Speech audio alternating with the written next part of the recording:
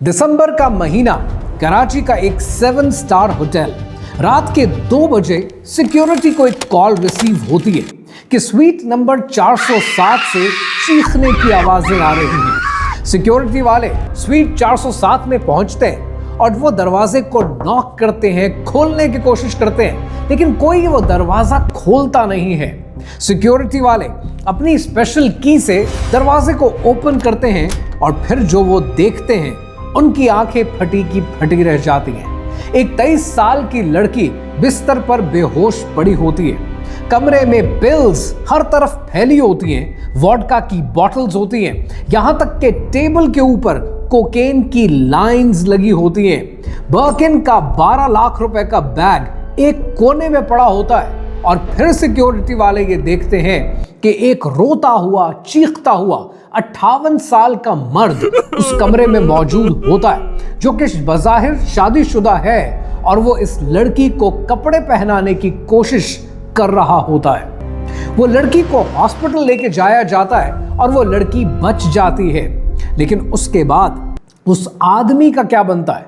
उस आदमी का नाम किसी एफआईआर में, किसी इन्वेस्टिगेशन में नहीं आता और अगले 48 घंटे के अंदर इस लड़की के खानदान को 50 लाख रुपए दे दिए जाते हैं और ये लड़की अपने खानदान समेत कराची से फैसलाबाद शिफ्ट हो जाती है। ये केस क्लोज कंसिडर किया जाता है, लेकिन फिर एक और मामला आपकी निगाहों से गुजरता है। एक 24 साल की लड़की जो कि आईबीए की ग्रेजुएट है, डिफेंस में जिसकी फैमिली रहती है, हर महीने दुबई का फेरा मारती है, हर महीने शनेल का एक नया बैग लेती है, जी वैगन में घूमती है और उसका ईमार में अपना अपार्टमेंट है। जब आप उसके इंस्टाग्राम पर नजर डालते हैं तो आप उसके बायो में लिखा देखते हैं कि entrepreneur, influencer, living my best life अल्हम्दुलिल्लाह।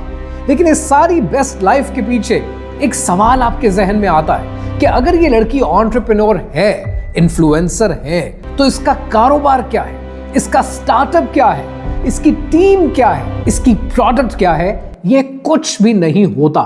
फिर आप इसके कंटेंट पे निगाह डालते हैं तब आपको ये पता चलता है कि इसकी तमाम पोस्ट के अंदर कोई ब्रांड डील्स नहीं है, यानी कोई शाउट आउट का और पीआर का पैसा भी नहीं है। आप इसके कंबाइंड कंटेंट को देखते हैं तब आपको ये पता चलता है कि टोटल 12,000 व्यूज आज तक हुए हैं, यानी यहां से भी इनकम नहीं आती है। लेकिन हर महीने 15 से 18 लाख रुपए कैसे बन जाते हैं? ये पैसे बनते हैं अरेंजमेंट्स के थ्रू, और ये अरेंजमेंट्स कोई आम अरेंजमेंट्स नहीं है। ये वो अरेंजमेंट्स हैं कि जिनको सुनकर आपकी निगाहें नीची हो जाती हैं। इन अरेंजमेंट्स को उर्फे आम में शुगर डैडी कहा जाता है। पहला अरेंजमेंट एक 52 साल का टेक्सटाइल मिल ओनर है जो शादीशुदा है, लेकिन इस लड़की को हर महीने 5 लाख रुपए देता है। दूसरा अरेंजमेंट एक 48 साल का ब्यूरोक्रेट है, वो भी शादीशुदा है और हर महीने 4 लाख रुपए देता है। और तीसरा अरेंजमेंट एक ओवरसीज पाकिस्तानी है जो 45 साल उम्र का है, डिवोर्स्ड है और जब पाकिस्तान आता है इस लड़की को 6 लाख रुपए महीना देता है। तो इस तरह मंथली इनकम 10 से 15, 15 से 18 लाख रुपए बनती है। A girl having her dream life and a blessed life अल्हम्दुलिल्लाह। अब यहां पर सवाल आता है कि ये सब क्या है? ये है पाकिस्तान का शुगर डैडी और शुगर बेबी कल्चर, जो कि हर शहर में तेजी से फैलता जा रहा है, जहां पर यूनिवर्सिटी की स्टूडेंट्स यूनिवर्सिटी के प्रोफेसर से ज्यादा कमाते हैं। लेकिन सवाल यह है कि आज ये कल्चर पाकिस्तान में कॉमन क्यों होता जा रहा है? आज ये कल्चर किस तरीके से फैलता है और इस कल्चर के अंदर कैसे लोगों को शामिल किया जाता है? कहानी क्या है, आइए समझते हैं।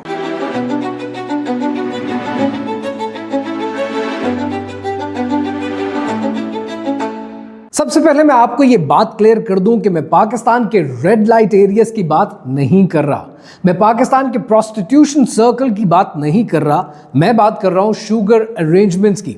ये एक म्यूचुअली बेनिफिशियल अरेंजमेंट्स होते हैं जहां पर अमीर मर्द यंग और अट्रैक्टिव लड़कियों को फाइनेंशियली सपोर्ट करते हैं। बदले में उन्हें चाहिए कंपैटिबिलिटी, इंटीमेसी, अवेलेबिलिटी।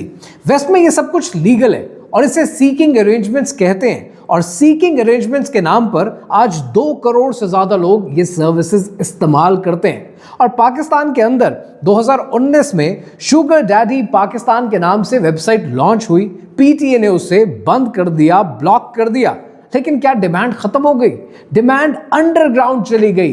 डिमांड आज भी मौजूद है, प्रॉफिटेबल है और ऑर्गेनाइज्ड है। सबसे पहले सप्लाई के 3 केसेस समझते हैं, फिर इसकी डिमांड को समझेंगे। पहला केस, द थ्रिल सीकर। एक 22 साल की लड़की, लम्स की graduate from media studies, family wealthy है, पैसे की कोई जरूरत नहीं, उसे चाहिए थ्रिल। एक शुगर डैडी 47 साल का डिवोर्स बैंकर, महीने में 2 बार आता है, डिनर की डिमांड करता है, कभी कभी इंटीमेसी की भी डिमांड करता है। इसकी टर्म्स बड़ी सिंपल है कि 2.5 lakh payment per month plus gifts plus trip. क्यों करती है? ये कहती है कि ऑनेस्टली थ्रिल है, कंट्रोल है, घर वाले पैसे तो देते हैं पर सवाल बहुत करते हैं। यहां मेरी मर्जी प्लस कोक फ्री में मिलती है पार्टीज में। लाइफ्स टू शॉर्ट यार। एलीट सर्कल में तो ये ऑलमोस्ट नॉर्मल हो गया है। ड्रग्स, अरेंजमेंट्स, फोमो, शादी तक करेंगे, शादी के बाद सब बंद। पर क्या शादी के बाद सब कुछ बंद हो जाता है? रेयरली। अब देखते हैं case number 2, the business woman. एक 26 साल की लड़की, IBA से MBA, corporate job, salary 1.25 lakh रुपए पर मंथ, शुगर इनकम 8 से 10 लाख रुपए पर मंथ, 3 रेगुलर अरेंजमेंट्स हैं और कभी कभी special high paying one time deals भी आती हैं। ये बिजनेस की तरह चलाती हैं, रेट्स हैं, बाउंड्रीज क्लियर हैं, कोई इमोशन नहीं। कहती है कि कॉर्पोरेट जॉब में पॉलिटिक्स करके 1 लाख रुपए कमाऊं या फिर 4 घंटे में 3 लाख रुपए। इकोनॉमिक सिंपल है, मर्द डेस्परेट हैं, मैं सर्विस प्रोवाइड कर रही हूं, सिंपल। वो सेव कर रही है ताकि 2 साल में अपना बिजनेस लॉन्च कर सके, फंडेड बाय शुगर मनी। कोई गिल्ट नहीं, कोई ड्रामा नहीं, सिर्फ business. And the third case, the survivor. एक 23 साल की लड़की, प्राइवेट यूनिवर्सिटी में स्कॉलरशिप की स्टूडेंट है। बाप का बिजनेस था और बाप का वो बिजनेस उनके वालिद का कोलैप्स कर जाता है। मेडिकल इमरजेंसी हो जाती है, कर्जा 35 लाख रुपए तक पहुंच जाता है और अगर पार्ट टाइम इनकम करे, पार्ट टाइम कहीं पर भी जॉब करे तो 30,000 रुपए पर मंथ से ज्यादा पैसे नहीं मिलते। बैंक घर लेके चला गया, रिश्तेदारों ने, रिलेटिव्स ने कोई मदद नहीं की, कोई ऑप्शन नहीं था। पहले सिर्फ डिनर डेट पे जाती थी तो 25,000 रुपए एक शाम के मिलते थे, जस्ट कंपेनियनशिप। फिर स्लोली अरेंजमेंट्स की डिमांड बढ़ने लगी। 2 शुगर डैडीज, 5 लाख रुपए पर मंथ। फैमिली सोचती है कि शायद शहर के अंदर एक हाई पेइंग जॉब कर रही है। सवाल नहीं पूछते, और पूछ भी कैसे सकते हैं क्योंकि यहां पर गिल्ट काम आता है और फैमिली जब इतने गिल्ट में होती है तब वो सवाल नहीं पूछती। अब बात करते हैं सप्लाई साइड की। डिमांड तो आपने ऑलरेडी देख ली, अब ये समझते हैं कि पाकिस्तान के शुगर डैडी का प्रोफाइल क्या है।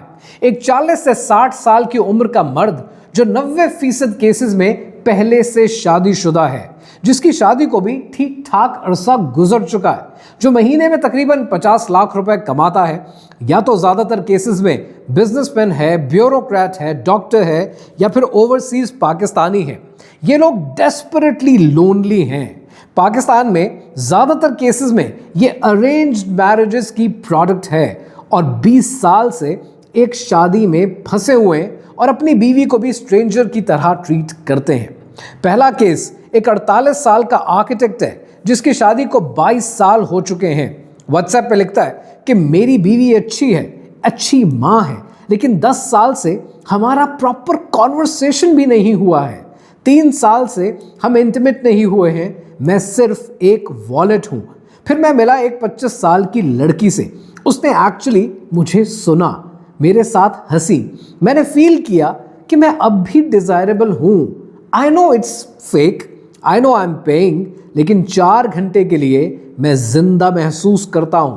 ये लोग मिडिल एज क्रॉस कर चुके हैं, यूथ जा चुकी है, शादी डेड हो चुकी है, एक्साइटमेंट जीरो है, पैसा है, स्पेंड करने के लिए कुछ नहीं।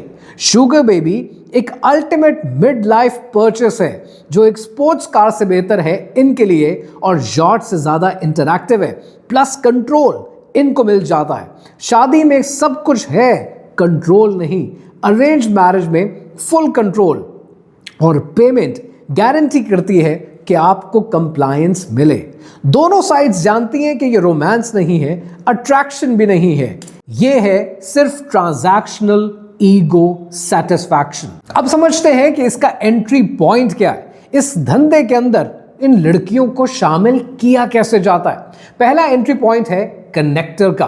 कनेक्टर के एंट्री पॉइंट में ज्यादातर पाकिस्तान के पॉश एरियाज में, मेट्रोपॉलिटन सिटीज के अंदर कुछ खास हाई एंड सैलून्स हैं।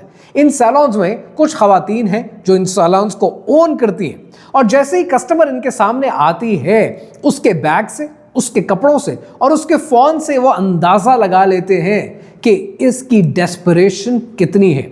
फिर आहिस्ता आहिस्ता उसका मेकअप करते हुए, उसके बाल बनाते हुए वो खातून उसे मशवरा देंगी कि तुम इतनी खूबसूरत हो, मॉडलिंग क्यों नहीं करती। अब सब कुछ उस लड़की के जवाबों पर मुनहसर है। अगर वो कहती है कि कर सकती हूँ अगर पैसे अच्छे मिलें, तो वो खुद कहेगी कि मेरा एक क्लाइंट है जिसका एक कॉर्पोरेट इवेंट है और उस कॉर्पोरेट इवेंट के लिए उन्हें एक आई कैंडी की ज़रूरत है, बस अच्छी सी सज के खड़ी रहना as a hostess of the event, तो 50,000 रुपए मिलेंगे।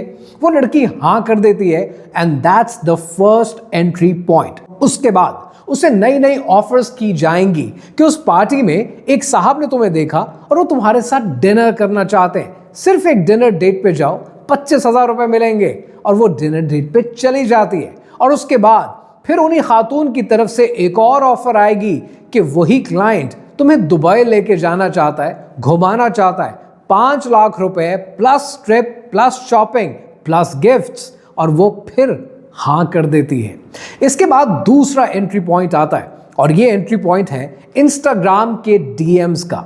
जब एक लड़की अपने कंटेंट को प्रमोट कर रही होती है और खास तौर पर वो लड़कियां जो इंडिविजुअल पर्सनलाइज्ड लाइफ ज्यादा दिखाती हैं, उनमें से अक्सर ने ये नोट किया है कि उनको डीएम्स आने लगते हैं कि इतनी खूबसूरत हो, I want to help you out, सिर्फ एक कॉफी के लिए मिलना चाहता हूं, I am a successful businessman, तो एक coffee will not hurt you. ज्यादातर लड़कियां जो इन्फ्लुएंसिंग करती हैं ऐसी डील्स को रिजेक्ट कर देती हैं, लेकिन जो लड़की शुगर बेबी बनने के लिए तैयार होती है वो इस मुलाकात को हाँ कर देती है।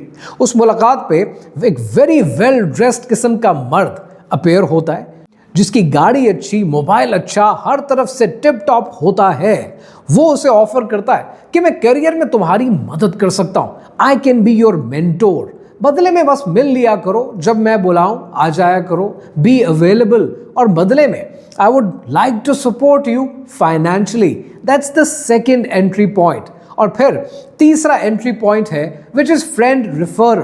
फ्रेंड रिफरल में जब एक लड़की अपनी ही दोस्त के हालात बदलते हुए देखती है, उसको देखती है कि ये इंस्टाग्राम पे चंद रील्स डालने के बाद इतना कमाना शुरू हो गई जबकि ब्रांड डील्स भी नहीं है, तो वो उससे सवाल पूछती है कि यार क्या कर रहे हो तुम ऐसा। फिर वो उसे बताती है कि इस काम में कितना पैसा है। नाउ लेट्स अंडरस्टैंड कि इन शुगर बेबी शुगर डैडीज के बीच में अरेंजमेंट का स्ट्रक्चर होता क्या है। ज्यादातर केसेस में निगोशिएशंस होती हैं, लेकिन व्हाट्सएप पर कभी भी रिटर्न नहीं होती। स्टैंडर्ड टर्म्स ये हैं कि महीने के 2 से 8 लाख रुपए, महीने में 2 से 4 बार मीटिंग, 3 से 6 घंटे पर मीटिंग, इतना टाइम लगता है। और लोकेशन ज्यादातर केसेस में 5 स्टार होटल्स, फार्म हाउसेस या प्राइवेट अपार्टमेंट्स होते हैं।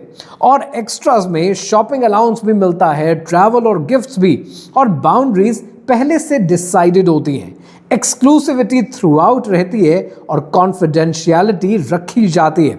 पेमेंट हमेशा मीटिंग से पहले कैश इन हैंड, लेकिन इस सब की कुछ मेडिकल रिक्वायरमेंट्स भी हैं। मंथली एसटीडी के टेस्टिंग करानी पड़ती है, बर्थ कंट्रोल मैंडेटरी हो जाता है, आईयूडीज और इम्प्लांट प्रेफर किए जाते हैं। यहां तक कि ब्यूटी मेंटेनेंस, जिम, सैलून को भी अक्सर पे ऑफ किया जाता है। और सिक्योरिटी के लिए हमेशा एक separate phone private Instagram cover के साथ रखा जाता है। मीटिंग के लॉजिस्टिक्स ये होते हैं कि सब कुछ लड़के के नाम पर, उस मर्द के नाम पर बुक होता है।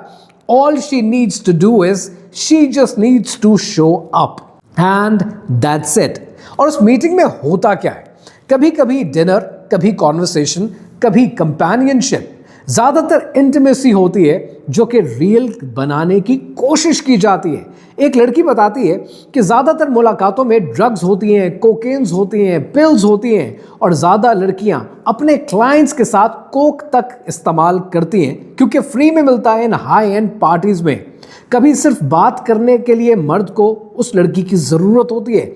वो मर्द जो ज्यादातर शादीशुदा होते हैं, स्ट्रेस्ड होते हैं, अकेलापन महसूस करते हैं। कभी उन्हें सिर्फ एक आम कैंडी चाहिए जो बिजनेस इवेंट्स में उनके साथ जाए, और कभी सिर्फ एक गर्लफ्रेंड एक्सपीरियंस जो दिन भर टेक्स्ट करे, इमोशनल कनेक्शन बनाए। दोनों जानते हैं कि ये रियल नहीं है, दोनों ट्रांजैक्शनल इंटीमेसी की एक्टिंग कर रहे होते हैं। अब समझते हैं कि वो 5 बड़े रीजंस कौन से हैं कि जिसकी वजह से आज इस मुल्क में शुगर कल्चर बड़ी तेजी से फैलता जा रहा है। पहला रीजन है सोशल मीडिया का FOMO.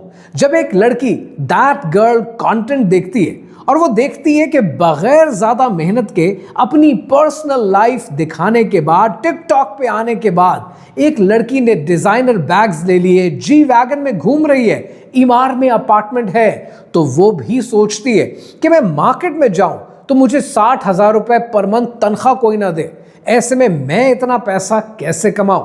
This is the first attraction जो कि नफ्स आपके अंदर पैदा करता है, और वो पैदा ये करता है कि आपको फोमो का एहसास होता है कि सारी दुनिया कमा रही है, मैं नहीं कमा पा रही, और यूं एक लड़की इस कल्चर का हिस्सा बनने लगती है। दूसरा बड़ा रीजन है ड्रग कल्चर इंटीग्रेशन। आज शुगर कल्चर के साथ ड्रग कल्चर इंटीग्रेट कर चुका है। आज लाहौर के डिफेंस में, कराची के क्लिफ्टन में, इस्लामाबाद के एफ सेक्टर में जो एलीट पार्टीज होती हैं, वहां आपको शुगर बेबीज, शुगर डैडीज और ड्रग्स कॉमन नजर आती हैं।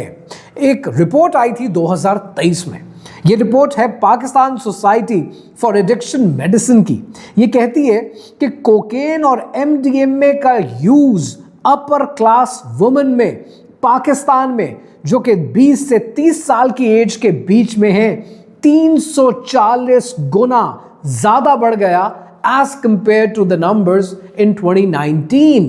इतनी मैसिव ग्रोथ इस ड्रग कल्चर की हो रही है, और ये पाकिस्तान के स्कूल्स, कॉलेजेस, यूनिवर्सिटीज में पेनिट्रेट कर चुका है, लेकिन हमारे यहां कोई इसके बारे में बात करने के लिए तैयार नहीं है। तीसरा रीजन डिलेड मैरिजेस। जब एक लड़की समझती है और सोचती है कि जिस तरह की ड्रीम बॉलीवुड मैरिज वेडिंग मुझे चाहिए, उस वेडिंग पे 40 से 50 लाख रुपए कम से कम और 1 करोड़ रुपए ज्यादा से ज्यादा खर्चा आएगा, लेकिन मेरा बाप तो सरकारी मुलाजिम है, वो कभी अफोर्ड ही नहीं कर पाएगा। ऐसे में मुझे पैसे की जरूरत है, मुझे एक फेरी टेल मैरिज चाहिए, एक फेरी टेल वेडिंग चाहिए, और उस वेडिंग के इवेंट से मैं अपनी मैरिज की सक्सेस और उसका फेलियर डिटरमिन करूंगी। वो लड़की शुगर डैडीज को पकड़ने की कोशिश करती है, अरेंजमेंट्स जानने की, बनाने की कोशिश करती है ताकि उसके पास वो आ सके जो कि शॉर्टकट तरीके से आ सकता है। चौथा रीजन है नॉर्मलाइजेशन। हमने बहुत सी चीजों को अपने माशरे में नॉर्मलाइज कर दिया।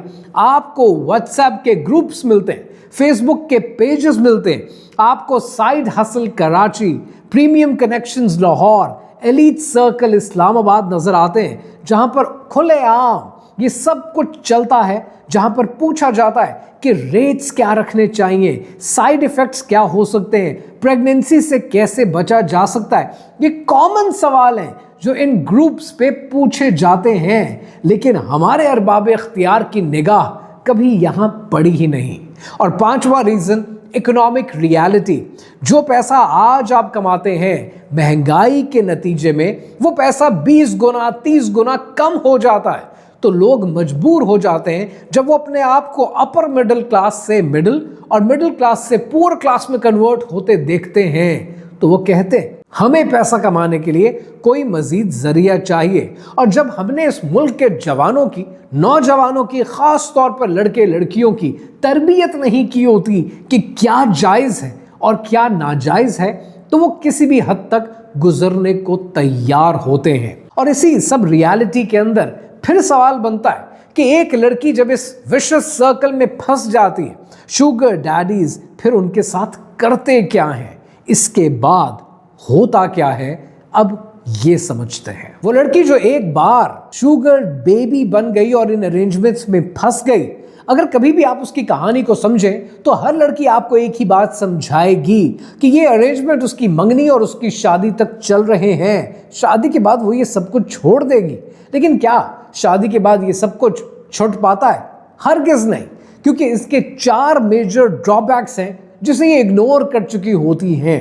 पहला है फाइनेंशियल एडिक्शन का। जिस लड़की को एक बार डिजाइनर बैग्स की, लाखों रुपए की, चंद घंटे में अमीर होने की लत लग चुकी होती है, उसकी ये लत छूट नहीं सकती है, क्योंकि उसको वो डिजाइनर बैग्स चाहिए, वो लिविंग स्टैंडर्ड चाहिए। इसको कस्टमर लैडर जर्नी कहते हैं। जब आप इतने ज्यादा पैसे कमाना शुरू हो जाएं तो कम पैसे में गुजारा करना मुश्किल हो जाता है। जब 3 घंटे में, 4 घंटे में लाखों रुपए बन रहे हो, तब एक ऐसे मर्द के साथ गुजारा करना जो शायद 40,000 50,000 रुपए महीना कमाता हो, आपके खर्चे नहीं पूरे कर पाता। और ऐसे केसेस में ये शादी के बाद भी चलता है। फिर कहानी बदल जाती है कि आज ऑफिस के बाद एक मीटिंग है, आज एक फ्रेंड के साथ डिनर पर जाना है, जहां पर शायद फ्रेंड नहीं होती, जहां पर शुगर डैडी इनका इंतजार कर रहा होता है। दूसरा एक और बहुत मेजर प्रॉब्लम, और ये प्रॉब्लम है ड्रग डिपेंडेंसी का। जब इन एलीट पार्टीज में एक बार नशे की लत लग जाती है तो नशा तो आसान नहीं है, ये तो बहुत महंगा है। कोकेन, जिसका 1 ग्राम शायद 15 से 20 हजार रुपए का आता है, 60,000 रुपए, 50,000 रुपए कमाने वाले मर्द की तनख्वाह में से ये नशा कैसे पूरा होगा? इसको बरकरार रखने के लिए फिर शुगर बेबी बनना पड़ता है। तीसरा है ब्लैकमेलिंग का रिस्क। कितने ऐसे शुगर डैडीज के केसेस मौजूद हैं कि जहां पर उन्होंने मैलिशियस एक्टिविटीज की स्क्रीनशॉट्स ले लिए, वीडियोस बनाई, और उन वीडियोस को बनाने के बाद उन लड़कियों को कहा, उन शुगर बेबीज को कहा कि हमें फ्री एक्सेस चाहिए, या तो सारा फ्री एक्सेस दो, इसे जारी रखो, या फिर हम ये सब कुछ पब्लिक करेंगे, और जब सब कुछ पब्लिक करेंगे तो हमें अपना पैसा भी वापस चाहिए। अब ऐसे केसेस के अंदर ये जो शुगर बेबीज हैं, ये क्या कर सकती हैं? क्योंकि ये लीगल तो है नहीं, पुलिस में जा नहीं सकती, खानदान को बता नहीं सकती, they are totally trapped. And then comes the 4th biggest problem, which is ageing out. इन्हें क्या लगता है कि इनकी यूथ सारी जिंदगी बरकरार रहेगी? हरगिज नहीं। इसी वजह से मार्केट में सप्लाई नई आ जाती है, नई लड़कियों को अपने ख्वाब अचीव होते हुए नजर आते हैं, लिहाजा वो शुगर बेबी बनने के लिए तैयार हो जाती हैं। और ऐसे केसेस में बहुत सी लड़कियां आउटडेट हो रही हैं, और जो आउटडेट हो जाती हैं या तो वो अपने ही शुगर डैडी के साथ शादी कर लेती हैं, उसकी सेकेंड वाइफ बन जाती हैं, कुछ कनेक्टर बन जाती हैं, और कुछ अपनी जिंदगी खत्म करने की कोशिश करती हैं। लेकिन यहां पर इस्लामिक पर्सपेक्टिव समझना बहुत ज़रूरी है। सूरह अल-इसरा आयत नंबर 32 में अल्लाह सुब्हानो ताला ने इरशाद फरमाया, और जना के करीब भी मत जाओ, बेशक वो बेहयाई और बुरा रास्ता है। लेकिन क्या हमारे यहाँ लोग ये सोचते हैं जो अपनी शादियों में अपने आप को तन्हा महसूस करके शुगर डैडी बनने को तैयार हैं? या हमारे यहाँ ये लड़कियां ये सोचती हैं जो अपने आप को इन्फ्लुएंसर कह के उस तरीके से पैसा कमाना चाहते हैं जिस तरीके से जायज़ नहीं है? लेकिन ये एक मेजर फैक्टर है, और ये वीडियो बड़ी हद तक आपको अनकंफर्टेबल करेगी, लेकिन ये रियलिटी है हमारे शहरों की, हमारी यूनिवर्सिटीज़ की, हमारे माशरे की। सो अगली बार जब आप किसी इन्फ्लुएंसर को देखें जो कि एक लड़की हो, जो कि रातों रात पैसे कमा रही हो, तो आपको समझना चाहिए कि जो रास्ता शायद उसने अपनाया है वो रास्ता आपको सूट नहीं करता। आपके लिए दुनिया में भी और आपके लिए आखिरत में भी इसमें सिवाय जिल्लत के कुछ नहीं रखा।